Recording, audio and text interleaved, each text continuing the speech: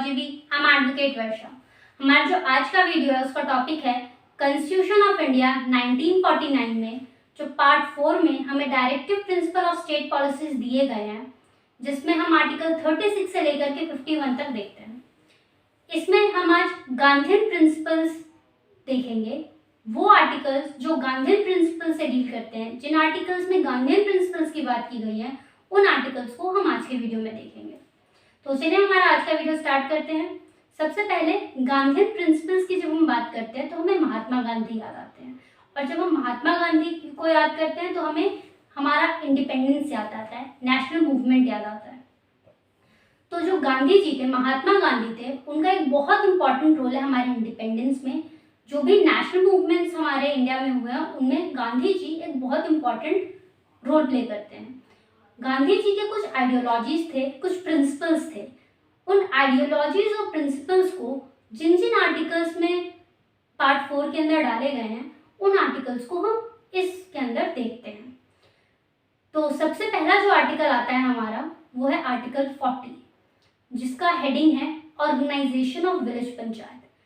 क्योंकि गांधी जी जो थे वो छोटे छोटे विलेजेस में जा करके और वहाँ पंचायत बिठा करके वहाँ के प्रॉब्लम सॉल्व करने पे ज़्यादा फोकस करते थे, इसीलिए आर्टिकल 40 के अंदर कहा गया है कि ऑर्गेनाइजेशन ऑफ विलेज पंचायत। इसमें कहा गया है कि जो स्टेट है वो विलेज पंचायत को ऑर्गेनाइज करेगा और साथ ही साथ विलेज पंचायत को इतनी पावर और अथॉरिटी दी जाएगी कि जो विलेज पंचायत है वो एक यूनिट ऑफ सेल्फ गवर्नमेंट बन सके। उसके बाद हमारा नेक्स्ट आर्टिकल जो आता है गांधीयन प्रिंसिपल के अंदर वो है आर्टिकल 43, जिसका हेडिंग है living wages etcetera for workers. अगर आप लोगों ने मेरा प्रीवियस वीडियो देखा होगा जो कि था सोशलिस्ट प्रिंसिपल पे, तो उसके अंदर भी हम आर्टिकल 43 देखते हैं। तो जो हमारा आर्टिकल 43 है उसका हाफ पार्ट जो है वो सोशलिस्ट प्रिंसिपल से डील करता है और बाकी का हाफ पार्ट जो है वो गांधीयन प्रिंसिपल से डील करता है। तो चलिए देखते हैं आर्टिकल 43 है क्या। तो आर्टिकल 43 का जो हेडिंग है living wages etcetera for workers, तो इसमें हम लिविंग वेजेस की बात करते हैं। तो सबसे पहले देखते हैं कि लिविंग वेजेस क्या है। एक होता है हमारा मिनिमम वेजेस, जिसमें हम हमारे जो बेसिक नीड्स होते हैं फूड, शेल्टर एंड क्लोथ्स, उसकी बात करते हैं, उसे फुलफिल करने की बात की जाती है कि इतना मिनिमम वेज मिलना चाहिए कि जो बेसिक नीड्स है उसे फुलफिल किया जा सके। मगर लिविंग वेज के अंदर हम उससे थोड़े ज़्यादा की बात करते हैं, इतना वेज मिलना चाहिए कि एक डिसेंट स्टैंडर्ड ऑफ लाइफ जिया जा सके। तो आर्टिकल 43 के अंदर कहा गया है कि जो स्टेट है वो या तो लेजिस्लेचर के द्वारा या इकोनॉमिक ऑर्गेनाइजेशन के द्वारा या किसी और तरीके से वर्कर्स के लिए एक ऐसा फेवरेबल कंडीशन बनाएगा जहाँ पे वर्कर्स वर्क कर सके और एक लिविंग वेज अर्न कर सके, जिससे कि वो एक डिसेंट स्टैंडर्ड ऑफ लाइफ जी सके और साथ ही साथ सोशल एंड कल्चरल अपॉर्चुनिटीज भी प्रोवाइड करवाई जाए वर्कर्स को। ये हमारा आर्टिकल 43 का जो फर्स्ट पार्ट है वो कहता है, और ये जो पार्ट है वो हमारा सोशलिस्ट प्रिंसिपल से डील करता है। और जो नेक्स्ट पार्ट है आर्टिकल 43 का वो कहता है कि इन पर्टिकुलरली जो स्टेट है वो प्रमोट करेगा cottage industry in rural areas on an individual और कोऑपरेटिव बेसिस। तो जो हमारा स्टेट है वो कॉटेज इंडस्ट्री को प्रमोट करेगा रूरल एरियाज में। तो ये वाला जो पॉइंट है आर्टिकल 43 का, ये हमारा गांधीयन प्रिंसिपल से डील करता है। इसके बाद हमारा नेक्स्ट आर्टिकल आता है जो कि है आर्टिकल 43B। तो क्योंकि इसमें कैपिटल बी लगा हुआ है तो ये बाद में हमारे कॉन्स्टिट्यूशन में ऐड किया गया है। तो ये हमारे कॉन्स्टिट्यूशन में 97th अमेंडमेंट जो कि 2011 में हुआ था उससे हमारे कॉन्स्टिट्यूशन में ऐड किया गया है। आर्टिकल 43B का जो हेडिंग है वो है प्रमोशन ऑफ कोऑपरेटिव सोसाइटीज। इसके अंदर कहा गया है कि जो स्टेट है वो प्रमोट करेगा voluntarily formation, autonomous function, democratic control and professional management of cooperative society. Cooperative society के लिए इन सारी चीज़ों को स्टेट जो है वो प्रमोट करेगा। इसके बाद हमारा नेक्स्ट आर्टिकल आता है जो कि है आर्टिकल 46, जिसका हेडिंग है promotion of educational and educational and economic interests of scheduled caste and scheduled tribes and other weaker section। इसके अंदर कहा गया है आर्टिकल 46 के अंदर कि जो स्टेट है वो प्रमोट करेगा educational and economic interest of weaker sections of the people.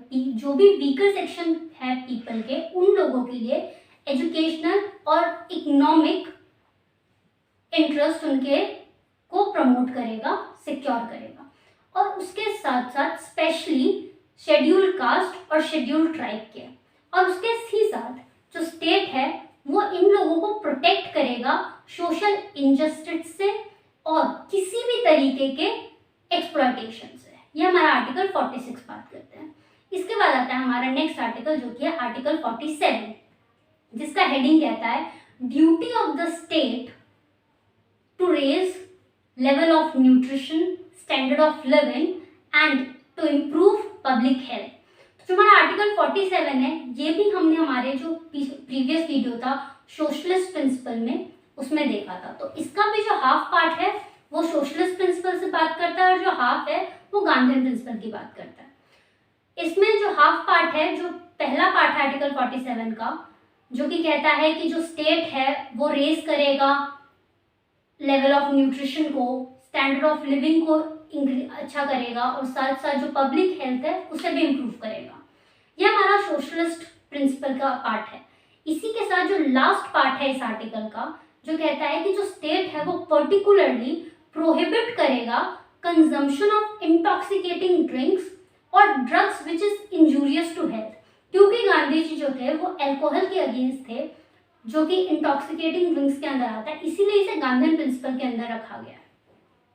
तो ये पार्ट जो है लास्ट पार्ट आर्टिकल 47 का, ये गांधी प्रिंसिपल के अंदर आता है। गांधी प्रिंसिपल का जो हमारा लास्ट आर्टिकल है वो है आर्टिकल 48, जिसका हेडिंग कहता है organisation of agriculture and animal husbandry. हमारा जो आर्टिकल 48 है वो जो हमारा नेक्स्ट कैटेगरी है जो कि है लिबरल इंटेलेक्चुअल प्रिंसिपल, उसके अंदर भी आता है, जिसे हम इसी वीडियो में कंप्लीट करेंगे। तो जो आर्टिकल 48 है इसके अंदर कहा गया है जो स्टेट है वो ऑर्गेनाइज करेगा एग्रीकल्चरल और एनिमल हस्बेंड्री को on modern and scientific line. तो ये जो फर्स्ट पार्ट है इस आर्टिकल का, ये लिबरल और इंटेलेक्चुअल जो प्रिंसिपल है उसे डील करता है। और उसके बाद इस आर्टिकल में कहा गया है कि जो भी स्टेट है वो प्रिजर्व करेगा और इम्प्रूव करेगा ब्रीड्स ऑफ कैटल्स या एग्रीकल्चर के जो भी ब्रीड्स होते हैं उसे वो प्रिजर्व करेगा और इम्प्रूव करेगा, और साथ ही साथ प्रोहिबिट करेगा स्लॉटर ऑफ काउस और अदर कैटल्स। जो भी कैटल्स को स्लॉटर किया जाता है, काटा जाता है, इन सबको प्रोहिबिट करेगा स्टेट। तो जो हमारा लास्ट पार्ट है आर्टिकल 48 का वो गांधी प्रिंसिपल के अंदर आता है, क्योंकि जो गांधी जी थे वो नॉन वायलेंस को प्रमोट करते थे, वो वायलेंस के अगेंस्ट थे। तो जो हमारा टॉपिक है गांधी प्रिंसिपल के अंदर सिर्फ यही आर्टिकल्स आते हैं, जो कि है आर्टिकल 40, 43, 43B, देन 46, 47 एंड 48। तो हमारे आज के वीडियो में बस इतना ही। नेक्स्ट वीडियो में हम लिबरल इंटेलेक्चुअल प्रिंसिपल्स लेके आएंगे। अगर आपको ये वीडियो अच्छा लगे तो प्लीज़ लाइक, शेयर। अगर अभी तक आप लोगों ने मेरे चैनल को सब्सक्राइब नहीं किया तो please subscribe and please bell icon दबाना बिल्कुल ना भूलें। Thank you.